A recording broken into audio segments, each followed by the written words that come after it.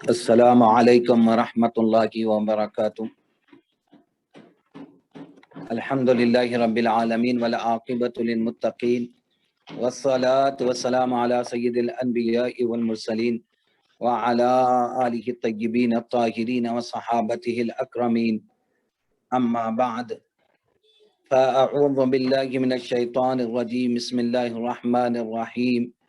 رب اشرح لي صدري ويسر لي امري واحلل عقدة من لساني يفقهوا قولي ربي زدني علما نافعا ربي يسر ولا تعسر وتمم بالخير وبك نستعين يا فتاح يا رب العالمين برحمتك يا ارحم الراحمين والحمد لله رب العالمين۔ محترم ناظرین کرام،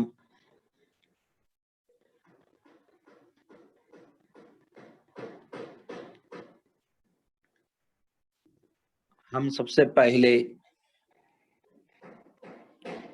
عقائد کے متعلق درس کا آغاز کیا ہے۔ ہم نے جو عقیدہ اسلام میں بنیادی چیز ہے،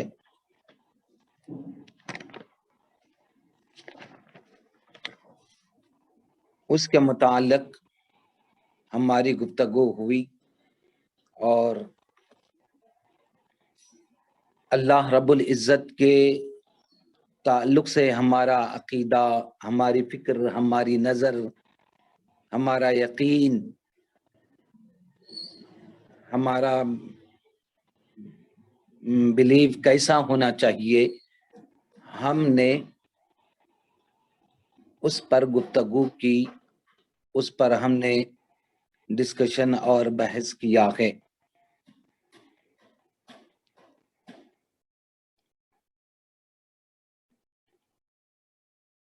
تو اس اللہ تبارک و تعالی کے کو ماننے اور یقین کرنے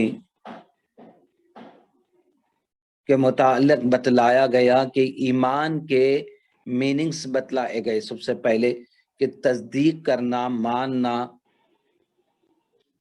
اس چیز سے ایمان بنا ہے۔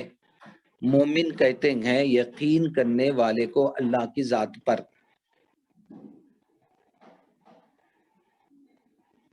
پھر اس کی تعریف ہم نے ایمان کی، اس کے میننگز کے بعد ایمان کی تعریف کیا ہے اس پر ہم نے بحث کی۔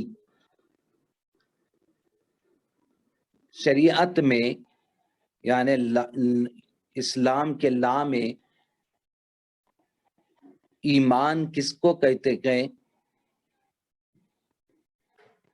زبان سے اقرار کرنا اور دل سے تصدیق کرنا، اس کو ایمان کہا جاتا ہے۔ اور وہ ساری باتوں کو جو آقا دو جہاں صلی اللہ علیہ وسلم لے آئے، جو دین کی بنیادی ضروریات نیسیسریز میں سے ہے، ان چیزوں کو ماننے کا نام ایمان ہے۔ تو ایمان کے دو قسمیں کی گئی، دو کائنڈس کی گئے۔ ایک ایمان مجمل جس کو بلیو ان کنسائز، اور ایک ایمان مفصل بلیو ان ڈیٹیل میں تقسیم کیا گیا۔ ایمان مجمل کس کو کہتے ہیں؟ ایمان مجمل کس کو کہتے ہیں؟ آمنت باللہ کما ہوا بی اسمائہ و صفاتہ و قبلت جمیع احکامہ، جس کا معنی اور ترجمہ یہ ہے، ٹرانسلیشن اس کا، کہ میں اللہ پر ایمان لایا جیسا کہ وہ اللہ اپنے ناموں اور صفات کے ساتھ ہے، اور میں نے اس کے تمام احکام کو قبول کیا۔ اس کو ایمان مجمل کہتے ہیں۔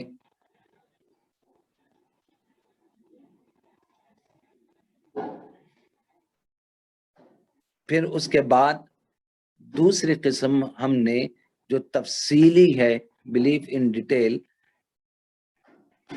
اس کو ہم نے تفصیل کے ساتھ اس پر ہم نے گفتگو کی، کلام کیا اور اس کو سمجھنے کی ہم نے کوشش کی ہے۔ ایمان مفصل کس کو کہتے ہیں؟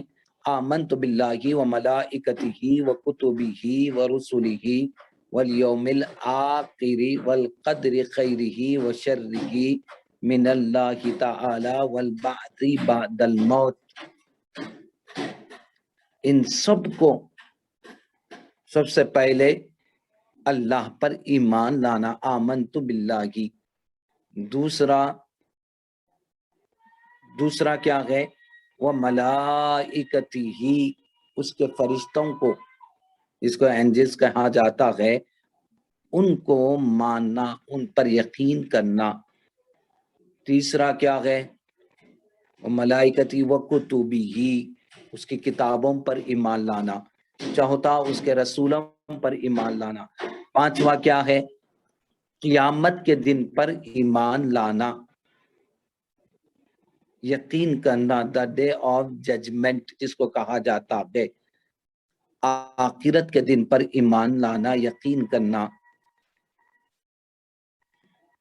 اس کے بعد پانچواں کیا ہے؟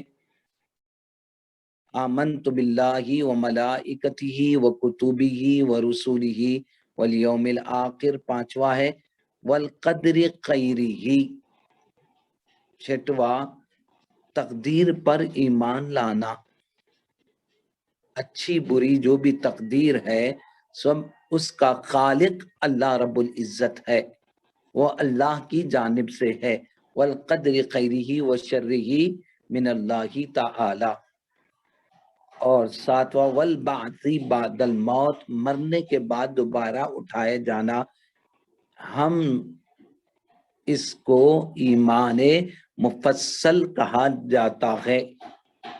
ایمان مفصل کہا، بلیف ان ڈیٹیل، ایمان مفصل ان کو کہا جاتا ہے۔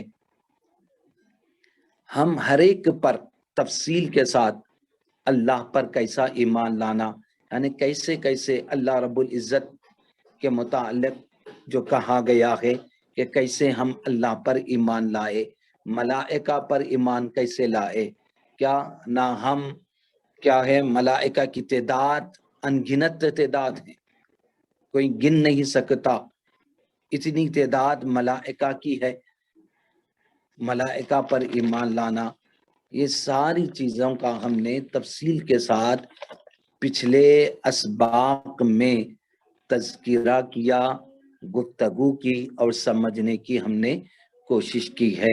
ملائکہ ہے، کتابوں کے متعلق بڑی بڑی 4 اہم کتابیں ہیں، تورات ہے، زبور ہے، انجیل ہے، قرآن مجید ہے، اور بھی انبیاء علیہ الصلوات و تسلیم پر اللہ نے صحیفے یعنی کتابیں عطا کی، ہم اس پر بھی ایمان اور یقین رکھتے ہیں، لیکن اب وہ منسوخ ہو چکی ہیں، یعنی کینسل ہو گئی ہے، اور اب جو کتاب قیامت تک جو باقی رہے گی وہ قرآن مجید ہے۔ ہمارے نبی پاک صلی اللہ علیہ وسلم پر اللہ رب العزت نے جبرائیل کے واسطے سے نازل کیا۔ پھر رسولوں پر ایمان لانا، بحیثیت نبی اور رسول سب برابر ہے، لیکن ان میں درجات الگ الگ ہے۔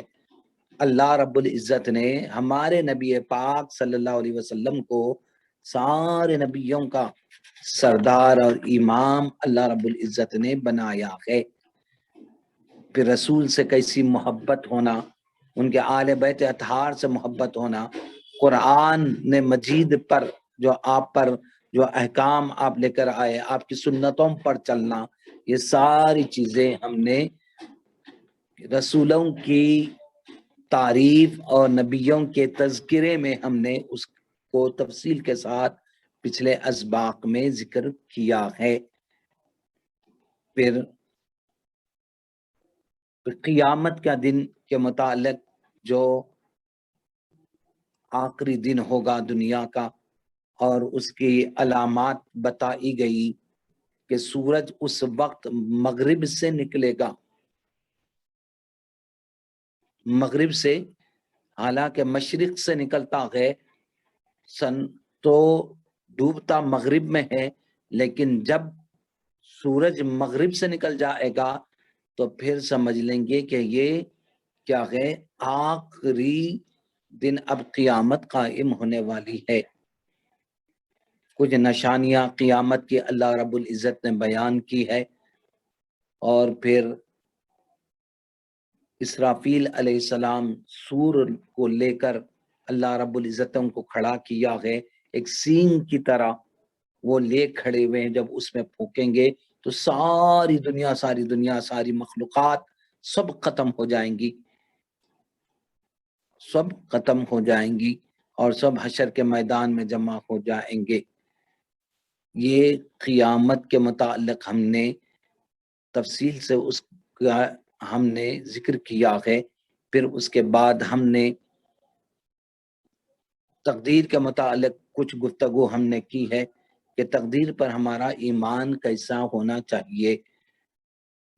اللہ تبارک و تعالی نے اپنے علم کے مطابق، اللہ رب العزت علیم ہے، اس کی صفت ہے، علم کا رکھنے والا ہے، تو اللہ تبارک و تعالی نے جان کر کہ یہ بندہ یہ کام کرے گا، یہ کام کرے گا، سب اللہ رب العزت نے اپنے علم کی روشنی میں سب کچھ لکھ دیا، اور اس پر ایمان لانا کیا ہے، تقدیر کہلاتا ہے، اس پر ایمان لانا ضروری ہے۔ اور مرنے کے بعد دوبارہ اٹھائے جانا، دوسرے مذاہب میں اس کو مانا نہیں جاتا ہے۔ مرنے کے بعد دوبارہ اٹھائے جانا، قبر کی زندگی اور عالم آخرت کی زندگی، ان سب پر دوسرے مذاہب والوں کو، کافروں کو، یہود کو، نصارہ کو اس پر یقین نہیں ہے۔ اس لیے اللہ رب العزت نے کیا ہے، آخرت پر ہم کو دوبارہ اٹھائے جانے پر اللہ رب العزت نے ہم سے ایمان لیا، تو ہم ایمان مجمل اور ایمان مفصل تفصیل کے ساتھ جس پر ایمان لانا ضروری ہے،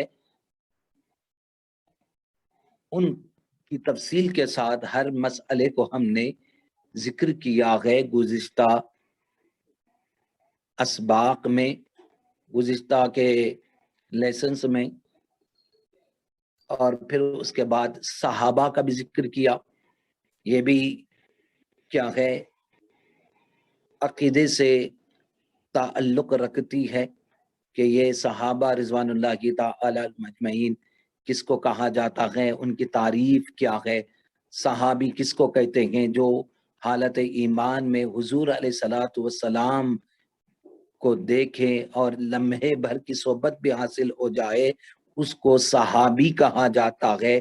صحابہ کا ہم پر اتنا بڑا احسان ہے کہ حضور کی ہر ادا کو انہوں نے محفوظ طریقے سے اگلے والوں تک پہنچایا۔ پھر تابعین جو صحابہ کو دیکھا وہ تابعین کہلاتے، تابعین نے پھر آگے والوں کو بھیجا، اس طرح ہم تک، محدثین تک حضور کی ہر بات محفوظ طریقے سے منتقل ہوئی، ہم تک پہنچی۔ تو صحابہ کا بڑا احسان ہے اسلام کے پھیلانے پر، اسلام کی نشر و اشاعت کرنے پر، اور اسلام کی خدمت کرنے پر ان کا بڑا احسان ہے۔ اللہ نے حضور کے زمانے کے لیے، حضور کی صحبت کے لیے اللہ رب العزت نے ان کو چن لیا، ان کا انتخاب کیا۔ وہ بڑا پیار نبی پاک صلی اللہ علیہ وسلم سے کیا کرتے تھے، اس لیے اللہ رب العزت نے قرآن کریم میں کئی آیات مبارکہ میں حضور کے ان جانثاروں کی، یعنی صحابہ کی بڑی تعریف قرآن مجید میں بیان کی ہے۔ حضور نے ہر ایک کے صحابی کے متعلق مناقب، یعنی ان کے خصائص، ان کی خصوصیات اور ان کی شان اور ان کے مقامات کو حضور نے بیان کیا ہے۔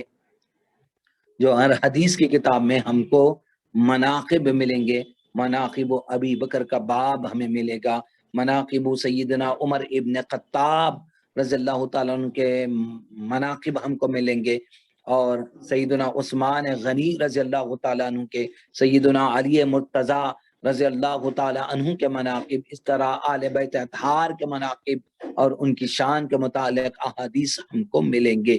یہ ساری باتیں ہم گزشتہ کے اسباق میں لیسنس میں ہم پڑھ چکے ہیں اور بیان کیا جا چکا ہے۔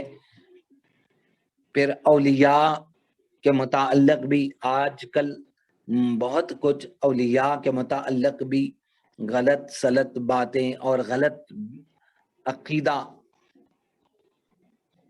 کی طرف دعوت دی جاتی ہے، بلایا جاتا ہے، اور ان کے متعلق بہت کچھ غلط سلط کہا جاتا ہے، اس لیے اولیاء کا ذکر بھی کیا گیا ہے۔ یعنی ولی کی جمع اولیاء آتی ہے، سنگولر ولی ہے، اور ولی کون ہوتا ہے؟ جو اللہ رب العزت سے ڈرنے والا ہو، اللہ کی اطاعت کرنے والا ہو، حضور کی سنتوں پر عمل کرنے والا ہو، اس کو ولی کہا جاتا ہے۔ اس سے کچھ ایسے کام ہوتے ہیں، اس سے کچھ ایسے کام ہوتے ہیں جو ہماری عقل میں نہیں آتے، اس کو کرامت کہا جاتا ہے۔ جو انبیاء سے جو کام صادر ہو اس کو معجزہ کہتے ہیں۔ معجزے کے معنی عقل عاجز آنا، عقل میں وہ بات نہیں آ سکتی، وہ عقل کے خلاف ہوتی ہے، عادت کے خلاف وہ چیز ہوتی ہے، اس کو معجزہ کہتے ہیں۔ اور اولیاء سے وہ کام ہو تو اس کو کرامت کہتے ہیں۔ اور جیسا کہ غوث پاک رضی اللہ تعالی عنہ کے متعلق یہ کتابوں میں مشہور ہے، خود ابن تیمیہ بہت بڑے سلفیوں کے امام ان کو مانا جاتا ہے، اور آپ ولیوں کی کرامات اور اولیاء کے متعلق انکار کا پہلو وہ رکھتے ہیں، لیکن جب غوث اعظم سیدنا شیخ عبد القادر جیلانی رضی اللہ تعالی عنہ کی جب بات آئی تو انہوں نے خود لکھا کہ آپ کی اتنی کرامتیں دنیا میں مشہور ہوئی، ہم اس کا انکار نہیں کر سکتے۔ کون؟ حضرت ابن تیمیہ علیہ رحمت اللہ علیہ، خود انہوں لکھتے ہیں، حضرت ابن تیمیہ جو بہت بڑے عالم دین اپنے وقت کے مانے جاتے ہیں، اور بہت ساری کتابیں انہوں نے تصنیف کی ہے اپنے وقت کے، چوٹی کے فیمس عالم دین اسکالر آپ کو مانا جاتا ہے، لیکن انہوں نے بھی حضرت سیدنا شیخ عبد القادر جیلانی رضی اللہ تعالیٰ عنہ کے کرامات کا ذکر کیا ہے۔ تو بہرحال حاضرین کرام، یہ ساری باتیں گزشتہ اسباق میں ہم پڑھ چکے ہیں۔ اب مزید کتاب میں جو باتیں آ رہی ہے وہ 5 کلمات کا ذکر آ رہا ہے۔ 5 اسلامک کریڈس، 5 اسلامی کلمے ہیں۔ ہم بچپن میں بچوں کو یاد دلاتے ہیں 5 کلموں کے نام سے، ہر چھوٹی چھوٹی کتابوں میں عربی کے زبان کے سیکھنے کے لیے اور عربی اور قرآن مجید کے سیکھنے کے لیے جو کتابیں ہیں اس میں بھی یہ کیا ہے لکھا جاتا ہے۔ اردو اور دینیات کی کتابوں میں بھی ابتدائی 5 کلمات اس میں کیا ہے ریٹن لکھے ہوئے ہوتے ہیں۔ تو فرسٹ کریڈ کیا ہے؟ پہلا کلمہ، جس کو ہم اول کلمہ طیب کہتے ہیں، یہ پاک کلمہ ہے۔ پہلا کلمہ اور دوسرا کلمہ جو کوئی زبان سے اقرار کر لے اور تصدیق کر لے اس کو مومن کہا جاتا ہے۔ اس سے بندہ اس سے بندہ کیا ہو جاتا ہے؟ داخل اسلام ہو جاتا ہے، اس سے داخل اسلام ہو جاتا ہے۔ تو 5 کلمے ہیں جو مشہور ہے، فیمس ہے، ان میں سے صرف پہلے اور دوسرے کلمے کو زبان سے پڑھ لیں اور اس کے میننگز کو دل سے تصدیق کر لے، مان لے، ایمان حاصل ہو جاتا ہے۔ ہاں، اب 5 کلمے جو ہے ان کی بھی بڑی اہمیت ہے۔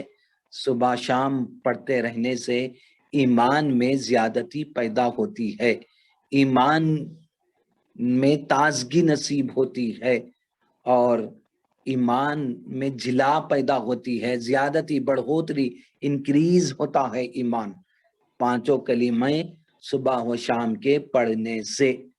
تو وہ 5 کلمے کون کون سے ہیں؟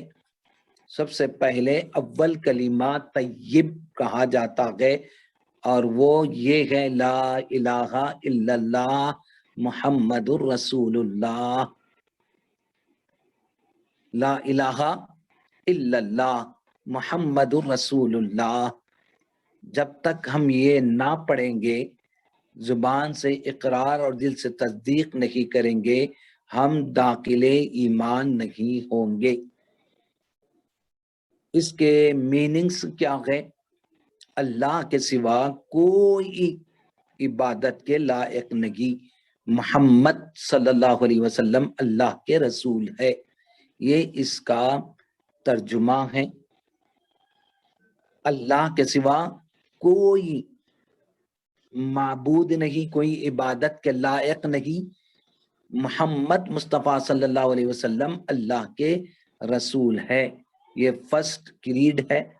دوم کلمہ شہادت، اور دوسرا کلمہ جو ہے سیکنڈ، جس کو کلمہ شہادت کہا جاتا ہے، اشہد ان لا الہ الا اللہ، میں گواہی دیتا ہوں کہ نہیں ہے کوئی معبود سوائے اللہ کے، یعنی میں گواہی دیتا ہوں کہ اللہ کے سوا کوئی عبادت کے لائق نہیں، اور یہ بھی، اور وہ اکیلا ہے، کوئی اس کا شریک نہیں، اور گواہی دیتا ہوں کہ محمد صلی اللہ علیہ وسلم اس کے بندے اور رسول ہیں۔ یہ دوسرا کلمہ ہے جس کو کلمہ شہادت کہا جاتا ہے۔ یہ کلمہ شہادت ہے، تو اس کے ہم کو میننگز یاد رہنا ضروری ہے، کیا جس کے ذریعے سے ہم داخل اسلام ہو رہے ہیں، داخل ایمان ہو رہے ہیں، ہمارے ایمان کا انحصار، یعنی ہمارے ایمان کا ڈیپینڈ کس کے اوپر ہے؟ ان کلموں پر ہے۔ اگر ہم کو اس کے میننگز یاد نہ آئے، اس کا مفہوم یاد نہ ہو، تو پھر ہم کیسے کہیں گے؟ ہم نے اتنا سب کچھ پڑھا ہوتا ہے، لیکن پہلا کلمہ کیا ہے ہمارے کو معلوم نہیں ہے۔ ہمارے بچوں کو ہم اعلیٰ سے اعلیٰ تعلیم دلاتے ہیں، کیا کتنے پوئمس یاد دلاتے ہیں، کیا کیا یاد نہیں دلاتے ابتدا میں جب بچے اسکولز کو جاتے ہیں، لیکن کلمہ اگر پوچھیں کلمہ طیب کیا ہے، اول کلمہ کیا ہے، دوم کلمہ کیا ہے، اس کے ترجمہ کیا ہے، تو ہم کیا ہے سوچ میں پڑ جاتے ہیں، بچہ بول نہیں پاتا، تو ہم پر لازم اور ضروری ہے کہ ہم ان کو میننگز کے ساتھ اول کلمہ بھی یاد دلائے جو طیب ہے، پاک ہے، دوم کلمہ شہادت، اشہد ان لا الہ الا اللہ وحدہ لا شریک لہ واشہد ان محمدا عبدہ ورسولہ، اس کے ترجمے کے ساتھ یاد دلائیں۔ پھر تھرڈ گریڈ کیا ہے؟ سوم کلمہ تمجید، تمجید معنی بڑائی اور پاکی بیان کرنا۔ اس کلمے میں خدا کی بڑائی اور پاکی کو بیان کیا جاتا ہے، اس وجہ سے اس کلمے کو یعنی تھرڈ گریڈ کو سوم کلمہ تمجید کہا جاتا ہے۔ سبحان اللہ والحمد للہ ولا الہ الا اللہ واللہ اکبر ولا حول ولا قوت الا باللہ العلی العظیم. یہ سوم کلمہ تمجید ہے. سبحان اللہ، آپ بھی ریپیٹ کیجئے، سبحان اللہ کی والحمد للہ کی ولا الہ الا اللہ واللہ اکبر ولا حول ولا قوت الا باللہ العلی العظیم. تو ناظرین، اس کے میننگز اور ترجمہ کیا ہے، ٹرانسلیشن کیا ہے اس کا؟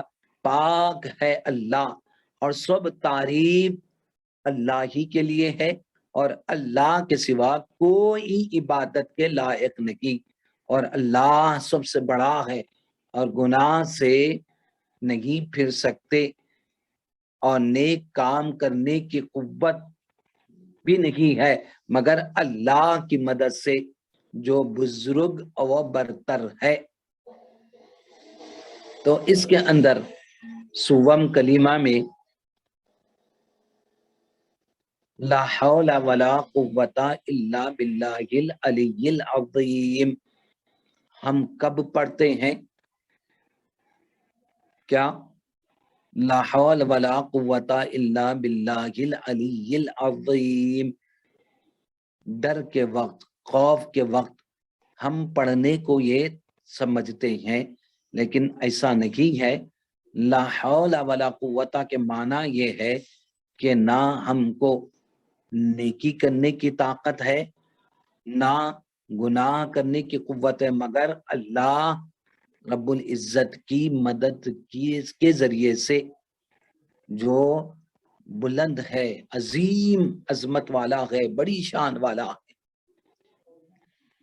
تو احادیث مبارکہ میں ناظرین لا حول ولا قوت الا باللہ العلی العظیم کے متعلق احادیث مبارکہ میں آتا ہے کہ حضور علیہ الصلوۃ والسلام فرماتے ہیں کہ اس کو جو کوئی دن میں 100 مرتبہ پڑھیں تو اللہ رب العزت نے اس میں ایسے بیماریوں کا علاج رکھا ہے جو 99 بیماریاں صرف اس کے پڑھنے سے چلی جاتی. 99 بیماریاں، ڈیزیز اس سے صرف اس کے پڑھنے سے اللہ تبارک و تعالیٰ دور کر دیتا ہے. تو لا حول ولا قوت الا باللہ العلی العظیم، بہت عظیم طاقت اللہ رب العزت نے اس تسبیح میں اور اس کلمات میں اللہ رب العزت نے رکھا ہے. تو ہم ایک تسبیح کم از کم 24 گھنٹے میں لا حول ولا قوت الا باللہ العلی العظیم کیا کریں؟ پڑھنے کی عادت ڈال لیں. ایک تسبیح کم از کم 100 مرتبہ کی ہم اس کو عادت بنا لیں تو اس سے فائدہ کیا ہوگا؟ اس سے فائدہ یہ ہوگا کہ آپ کے دل کو تقویت ملے گی، اور وسوسے، خطرات جو بھی ہم کو آ رہے ہیں نماز میں یا اسلام کے متعلق، یا دل ہمیشہ ہمارا کمزور سا رہتا ہے، یہ ساری بیماریاں، توہمات، شک، شبہ، وساوس، خطرات، یہ سب لا حول ولا قوت الا باللہ کی تسبیح سے رفع ہو جاتے ہیں، دور ہو جاتے ہیں. تو ضرور ہم اس تسبیح کو روزانہ 100 مرتبہ چلتے پھرتے کبھی بھی آپ پڑھ سکتے ہیں، اور اس کو عادت بنا لیں، اپنا وظیفہ بنا لیں. اس کے بعد چہارم کلمہ توحید جس کو کہا جاتا ہے، اس میں اللہ رب العزت کی توحید اور وحدانیت کا بیان ہے. اس وجہ سے اس کلمے کو کلمہ توحید کہا جاتا ہے، اور وہ یہ ہے لا الہ الا اللہ وحدہ لا شریک لہ لہ الملک ولہ الحمد یحیی ویمیت وہو حی لا یموت بیدہ الخیر وہو علی کل شیء قدیر، جس کا ترجمہ یہ ہے اللہ کے سوا کوئی عبادت کے لائق نہیں، وہ اکیلا ہے، اس کا کوئی شریک نہیں، ملک و سلطنت بادشاہت اسی کے لیے، لہ الملک وَلَهُ الْحَمْدُ، اسی کے لیے تعریف ہے، ڈیزائر تعریف اسی کے لیے ہے، وہی جلاتا ہے، یعنی وہی زندہ کرتا ہے، وہی موت دیتا، اور وہ زندہ ہے، اس کو موت کبھی نہیں آتی، لا یموت، کیا وہ کبھی ختم ہونے والی ذات نہیں ہے، بیدہ الخیر، بھلائی اسی کے ہاتھ میں ہے، اور وہی ہر چیز پر قادر ہے۔ اس تسبیح کے متعلق حدیث مبارکہ میں آتا ہے، جو کوئی فجر کی نماز کے بعد 10 مرتبہ بھی اگر پڑھتا ہے، اللہ تبارک و تعالی اتنا اجر دے گا جس کا ہم شمار بھی نہیں کر سکتے، نہ گن سکتے ہیں، نہ حساب بھی کر سکتے ہیں، ہم کاؤنٹ نہیں کر سکتے، اتنا اجر و ثواب اللہ رب العزت دے گا۔ یہ 4th گریڈ کے پڑھنے سے، اور پنجم کلمہ یعنی 5th گریڈ رد کفر، یعنی اس میں کفر کا انکار کرنا ہے، شرک کی بیزاری ہے، اس کے اندر توبہ ہے، اور گناہوں سے اسلام کا اظہار ہے، ایمان کا اظہار ہے، اور پھر کلمہ طیبہ بھی اس میں پڑھا جا رہا ہے۔ اس 5th گریڈ کو رد کفر کہا جاتا ہے۔ وہ کون سا ہے؟ اس کے الفاظ اور کلمات یہ ہے، اللہم انی اعوذ بکا من ان اشرکا بکا شیئا وانا اعلم به واستغفرک لما لا اعلم به تبت عنہ وتبرأت من الكفر والشرک والکذب والغیبت والبہتان والمعاصی کلہا واسلمت وآمنت وَأَقُولُ لَا إِلَهَ إِلَّا اللَّهُ محمد الرسول اللہ۔ اب اس کا ترجمہ بڑا طویل ہے، آپ ترجمہ بھی اگر یاد نہیں کیے تو کم از کم اپنے بچوں کو 5 کلمات یاد دلائیں، اپنے نونہالوں کو 5 کلمے یاد دلائیں، اور صبح و شام کے پڑھنے سے بے انتہا اجر و ثواب ہے، ایمان میں زیادتی پیدا ہوتی ہے، ان کلمات کو دہرانے سے، بار بار ریپیٹ کرنے سے ایمان میں جلا پیدا ہوتی ہے، اور دل میں تقویت پیدا ہوتی ہے، اور پھر اللہ اجر و ثواب جو دے گا اس کا ہم شمار اور گن نہیں سکتے۔ تو ناظرین، اس کا ترجمہ ایک مرتبہ آپ کی خدمت میں ہم پیش کر دیتے ہیں۔ اللہم، اے اللہ، میں تیری پناہ میں آتا ہوں، انی اعوذ بکا، کس سے؟ من ان اشرک بکا شیئا، کہ میں تیرے ساتھ کسی کو جان بوجھ کر شریک کروں، کیا؟ اس سے تیری پناہ میں آتا ہوں۔ اور کیا ہے؟ میں تجھ سے مغفرت طلب کرتا ہوں، وَأَسْتَغْفِرُكَ، میں تجھ سے مغفرت طلب کرتا ہوں، یعنی میں اپنے گناہوں کی معافی چاہتا ہوں۔ کس سے؟ شرک سے، جو نادانستہ مجھ سے سرزد ہوا ہو، یعنی نہ جانتے ہوئے مجھ سے ہوا ہو یا جانتے ہوئے ہوا ہو، اور میں شرک سے توبہ کرتا ہوں، کفر سے، شرک سے، جملہ گناہوں سے میں بیزار ہوں، میں نے اسلام اختیار کیا، ایمان لایا، اور کہتا ہوں وَأَقُولُ لَا إِلَهَ إِلَّا اللَّهُ، کوئی اللہ کے سوا لائق عبادت نہیں، محمد صلی اللہ علیہ وسلم اللہ کے رسول ہے۔ یہ 5 کلمات ہے جن کو 5 گریڈز کہا جاتا ہے۔ یہ 5 کلمات، ان میں سے 2 امپورٹنٹ ہے، اول کلمہ طیب اور دوم کلمہ شہادت۔ یہ ہر مسلمان کو جاننا، پڑھنا اور یقین کرنا لازم اور ضروری ہے، اس کے بغیر ہمارا دعوی اسلام اور دعوی ایمان، یعنی ہم مومن ہیں جو دعویٰ کرتے ہیں، وہ درست نہیں ہوگا ان کے بغیر۔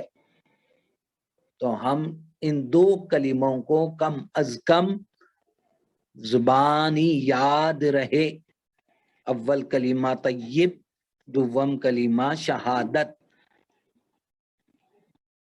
اسی سے ہمارے ایمان کا اظہار ہوتا ہے، اسی سے ہم داخل ایمان ہوتے ہیں، اسی سے ہمارے اسلام کا اظہار ہوتا ہے، اسی کے ذریعے سے ہم کیا ہے داخل اسلام ہوتے ہیں، مذہب اسلام میں ہمارا داخلہ اور انٹر ہم ہوتے ہیں۔ ان کے بغیر کیا ہے، ان کو پڑھے بغیر، ان کو مانے بغیر، ان پر یقین کرے بغیر ہمارا دعویٰ کرنا اور ہمارا اسلام لانا بیکار ہے۔ تو ناظرین کرام، آج کے نیو لیسن میں، آج کے سبق میں ہم نے 5 کلمات کا ذکر کیا ہے۔ 5 کلمات کا ہم نے ذکر کیا ہے، جس کو فائکٹس کہا جاتا ہے۔ یہ بہت ہی امپورٹنٹ ہے اور اس کو پڑھتے رہنا، اس کو دہراتے رہنا بہت ہی اجر و ثواب کا باعث ہے۔ پھر اس کے بعد کتاب میں جو چیزیں آ رہی ہے وہ اسلام کے متعلق ہے کہ اسلام کس کو کہتے ہیں۔ نہیں، اسلام مسلمان، اسلام کیا ہے، اسی سے مسلمان ہے، اسی سے مسلم ہے، اسلام سے مسلم بنا اور مسلمان بنا ہے۔ تو اسلام کی تعریف کیا ہے، اس کا ڈیفینیشن، اس کی تعریف کیا ہے؟ خدا و رسول اور خدا کے احکام کی فرما برداری کا نام، خدا و رسول اور اس کے احکام کی فرما برداری کا نام اسلام ہے۔ انہیں انگلش میں اس کو کیسے ہم کہہ سکتے ہیں؟ obeying the orders of Allah and his messenger is called Islam۔ فرما برداری، obeying the orders of Allah and his messenger is called Islam۔ تو اسلام کی تعریف، اسلام کے معنی اپنی گردن کو جھکا دینا۔ خدا کا حکم آیا نماز پڑھو، فوراً ہم اپنی گردن کو جھکا دیں اور کہیں سمعنا و اطعنا، ہم نے سنا اور ہم تیری اطاعت کرتے ہیں۔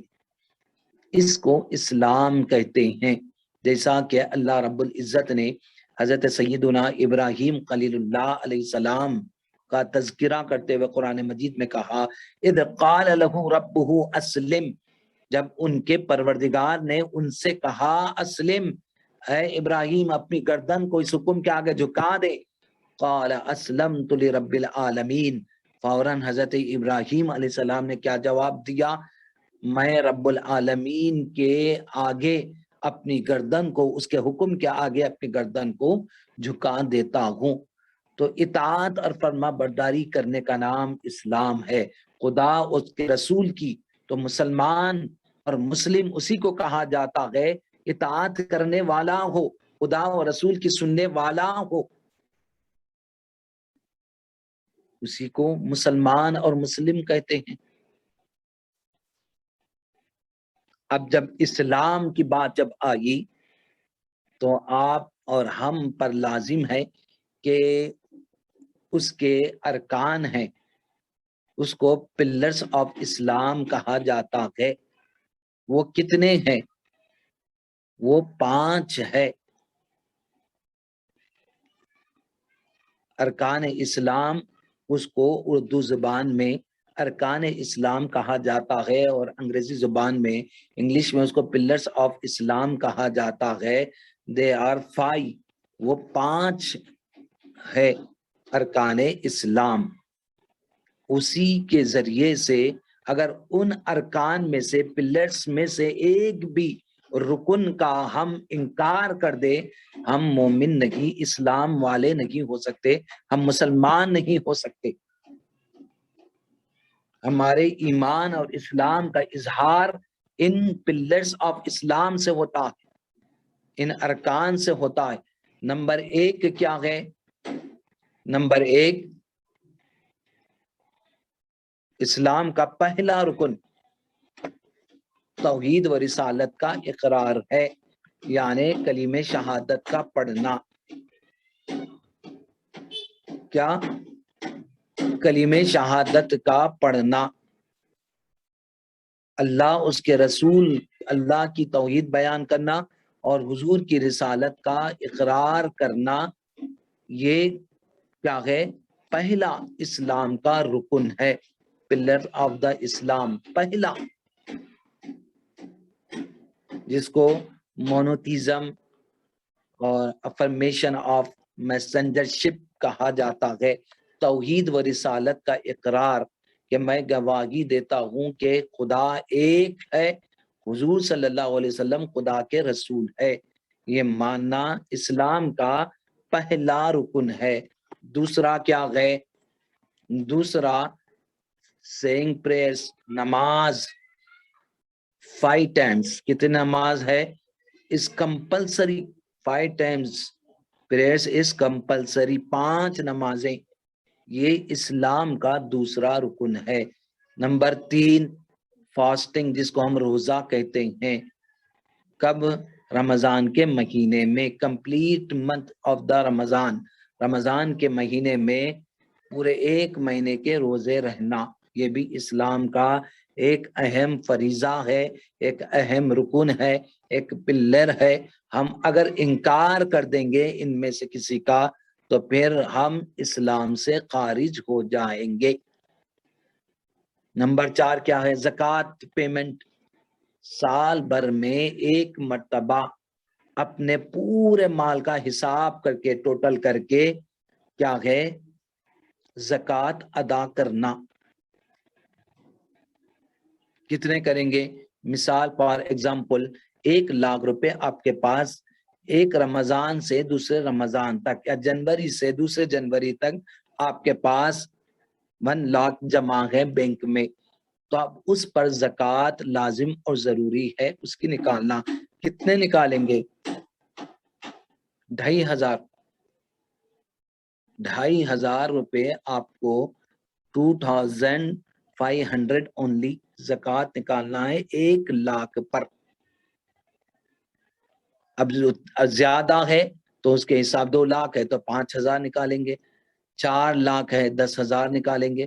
تو اس طرح ہم ٹوٹل اور حساب کر کے راہ خدا میں جو پورس مین جو ہوتے ہیں، غریب اور غربا میں، اپنے خاندان کے ہو یا کہیں کے ہو، ہم کیا ہے؟ راہ خدا میں دینا ہم پر لازم اور ضروری ہے، یہ اسلام کا ایک رکن ہے۔ پھر اس کے بعد کیا ہے؟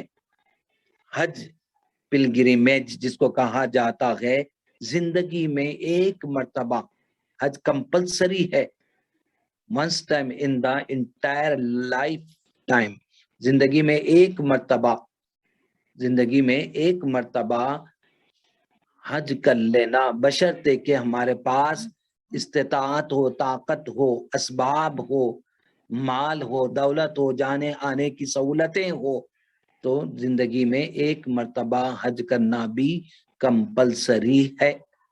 اور اللہ رب العزت سے دعا کرتے رہنا کہ اے اللہ ہم کو حج کرنے کی توفیق عطا فرما، کیا؟ حج کرنے کی استطاعت عطا فرما، تیرے حبیب پاک کی دیار کی قدم بوسی کا شرف عطا فرما۔ ہم اللہ سے مانگتے رہے، کیا؟ مال اور دولت رکھنے کے بعد بھی ہم خدا کے گھر کو جا نہیں سکتے، یہ کام آ جاتا، فلاں کام آ جاتا، بچوں کی شادیاں آ جاتی، فلاں آ جاتی، فلاں چیز، فلاں کام، فلاں ذمہ داری، یہ کام، بس اسی میں ہم رہتے رہتے رہتے کیا ہے؟ خدا کے پاس چلے جاتے۔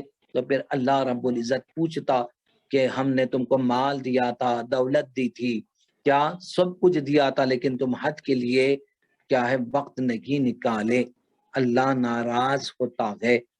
تو ناظرین کرام، یہ پلرز آف اسلام ہے جو 5 ہے۔ پہلا، اللہ اس کے رسول کا اقرار کرنا، کلمہ شہادت کا پڑھنا، دوسرا نماز ہے، تیسرا روزہ ہے، فاسٹنگ ہے، اور چوتھا زکوٰۃ پیمنٹ ہے، اور پانچواں حج ہے جس کو حج پلگریمیج کہا جاتا ہے۔ یہ پلرز آف دا اسلام ہے۔ تو اسلام کی تعریف آج ہم پڑھے، اسلام کی تعریف آج ہم پڑھے کہ اسلام کس کو کہتے ہیں؟ خدا و رسول کے آگے، اس کے حکم کے آگے اپنی گردن کو جھکا دینا، یہ اسلام کی تعریف ہے، یہ اسلام کی تعریف ہے۔ obeying the orders of Allah and his messenger is called اسلام، یہ اسلام کی تعریف ہے۔ پھر اسلام کے ارکان آج بتائے گئے آج کے سبق میں، اسی کو یاد رکھیں، اسلام کس کو کہتے ہیں اور اسلام کے ارکان کس کو کہتے ہیں، یہ آج کے سبق میں یاد رکھیں۔ آج کے جس کو پلرز آف دا اسلام کہا جاتا ہے وہ 5 ہے۔ نمبر 1، توحید و رسالت کا اقرار، یعنی اللہ کے ایک ہونے کی گواہی دینا اور حضور کے رسول ہونے کی گواہی دینا، یہ اسلام کا پہلا رکن ہے۔ دوسرا نماز پڑھنا ہے، تیسرا رمضان شریف کے روزے رکھنا ہے، چوتھا زکوٰۃ دینا، اگر مال اگر ہو تو دینا ہے، غریب غربا کے لیے نہیں ہے۔ کیا؟ پانچواں ریچ مین جو ہوتے مال جس کے پاس ہو ان پر زکوٰۃ ہے، اور پانچواں حج کرنا۔ یہ 5 اسلام کے ارکان کہلاتے ہیں، انگلش میں پلرز آف اسلام کہا جاتا ہے۔ یہ ہمارے آج کا سبق ہے اور آج کا نیو لیسن ہے، اسی کو ذہن میں رکھیے۔ یہیں پر ہم اپنی بات کو کلوز اور ختم کر رہے ہیں۔ یاد رکھیں اسلام کی تعریف آج ہوئی، اسلام کس کو کہتے ہیں اور اسلام کے ارکان کتنے ہیں، پلرز آف اسلام، یہ بھی ذہن میں رکھنا ضروری ہے۔ ارکان اسلام کتنے ہیں؟ ینگ مین، نوجوان سے اگر ہم پوچھیں مسلمان سے اسلام کے ارکان کتنے ہیں تو وہ ہمارے چہرے کو دیکھنے لگتا، تو ہم کو معلوم ہونا چاہیے کہ ارکان اسلام کیا ہے، اسلام کی تعریف کیا ہے، ایمان کس کو کہتے ہیں، ایمان مجمل کس کو کہتے ہیں، ایمان مفصل کس کو کہتے ہیں۔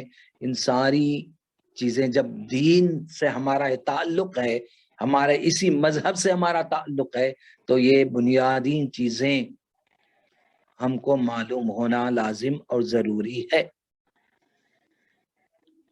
وآخر دعوانا ان الحمد للہ رب العالمین وما علینا الا البلاغ المبین۔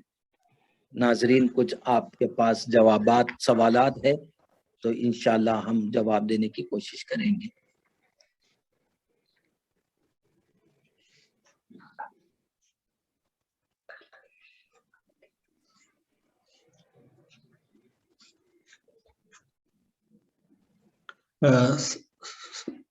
جزاک اللہ ڈاکٹر صاحب، جزاک اللہ۔ اللہ تعالیٰ جس طرح آپ نے فضل و توفیق سے اس پرآشوب وقت دور میں دین سیکھنے کے لیے آپ کے ذریعے ہمیں جمع فرمایا، اللہ تعالیٰ اسے قبول فرمایا، جزائے خیر دے آپ۔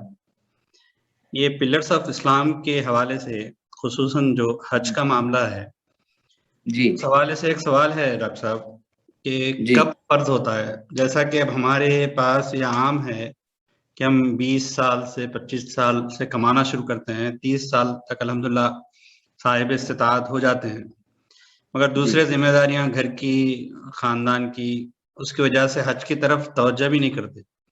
تو فرضیت کا کب فرضیت وارد ہوتی ہے، کب اس کے اوپر روشنی ڈالیے مہربانی۔ جی، آپ کا بہترین آپ نے سوال کیا ہے کہ جس طرح نماز ایک اسلام کا فریضہ ہے اور اسلام کا دوسرا رکن ہے، اسی سے ہمارے ایمان اور اسلام کا اظہار ہوتا ہے۔ 7 سال کا جب لڑکا اور لڑکی ہو جائے تو نماز کا حکم فرمائے سرکار نے، اور 10 سال کی عمر ہو جائے تو مار کر پڑھایا جائے، لیکن بالغ ہونے کے بعد سے اسلام نماز تو بالکل فرض ہو جاتی۔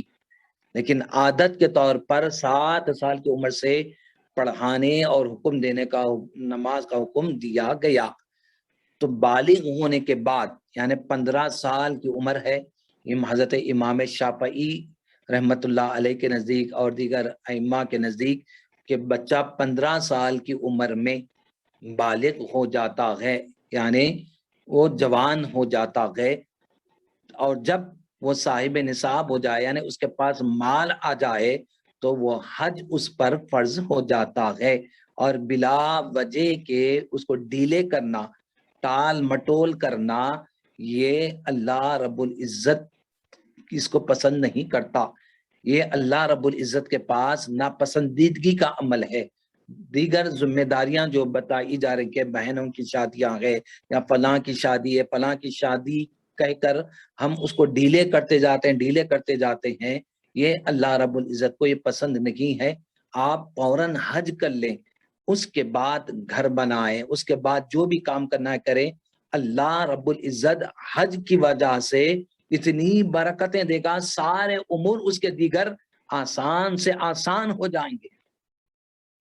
اللہ کے گھر کو جا رہے ہیں، اللہ حاجیوں کی دعاؤں کو قبول کرتا ہے، تو ہم وہاں جا کر دعائیں کریں گے تو یہ دیگر یہ جو کامیں ہیں، ہماری جو ذمہ داریاں ہیں، وہ خود بخود آسان ہو جائے گی حج کرنے کی وجہ سے۔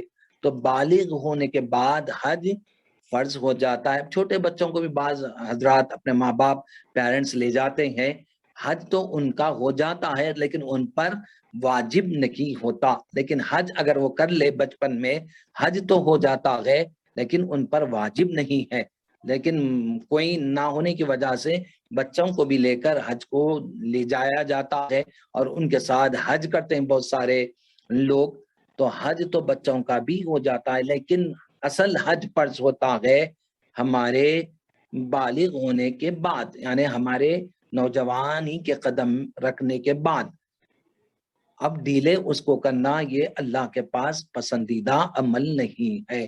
جتنا جلد ہو سکے تو شادی سے پہلے کرنا، تاکہ سارے ہمارے گناہوں سے ہم پاک ہو جائے اور اس کے بعد نبی پاک صلی اللہ علیہ وسلم یہ سنت ہم ادا کریں تو اور بہترین عمل ہے۔ تو حج میں تاخیر نہ کرے۔ جزاک اللہ ڈاکٹر صاحب۔ انشاءاللہ اور کوئی سوال بھائیوں کے پاس سے اگر ہے تو انشاءاللہ ڈاکٹر صاحب اس کا جواب۔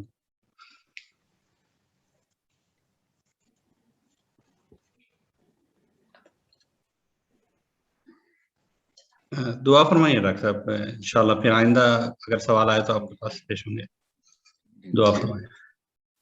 الحمدللہ رب العالمین، اللہم صلی علی سیدنا محمد وعلی آل سیدنا محمد وبارک وسلم۔ یا الہ العالمین، جو کچھ بھی آج ہم نے پڑھا ہے، سیکھا ہے، بیان کیا ہے، اللہ ہم سب کو اس پر عمل کی توفیق مرحمت فرما۔ ایمان اور اسلام میں ہماری زیادتی عطا فرما، ہمارے دلوں کو تقویت عطا فرما، تیری ذات پر یقین اور تیری ذات پر اعتماد عطا فرما، بھروسہ عطا فرما، توکل اور اعتماد کی دولت عطا فرما۔ اے اللہ ہم سب کو تیرے ارکان اسلام پر عمل کرنے کی توفیق مرحمت فرما، اور حج کرنے کا مستحق ہم کو بنا۔ تیرے حبیب پاک کی دیار کے قدم بوسی کا بار بار شرف عطا فرما، حضور کی زیارت نصیب فرما۔ اے اللہ تقوی القلوب کا مصداق ہم کو بنا، اور وہاں کے انوارات سے ہم سب کو مالا مال فرما۔ اے اللہ حضور کی شفاعت نصیب فرما۔ اے اللہ ہماری دعاؤں کو قبول و منظور فرما۔ جو بیمار ہے انہیں صحت کاملہ، صحت عاجلہ، صحت مستمرہ عنایت فرما۔ اے اللہ جو وبا جو وہاں چل رہی ہے، اے اللہ اس کا جلد سے جلد خاتمہ فرما، اور ہم سب کو اس سے ہماری حفاظت فرما۔ اے اللہ ہماری دعاؤں کو قبول منظور فرما۔ وصلی اللہ تعالی علی سیدنا محمد وعلی آلہ وصحبہ اجمعین والحمد للہ رب العالمین۔ جزاک اللہ۔ السلام علیکم۔ جزاک اللہ۔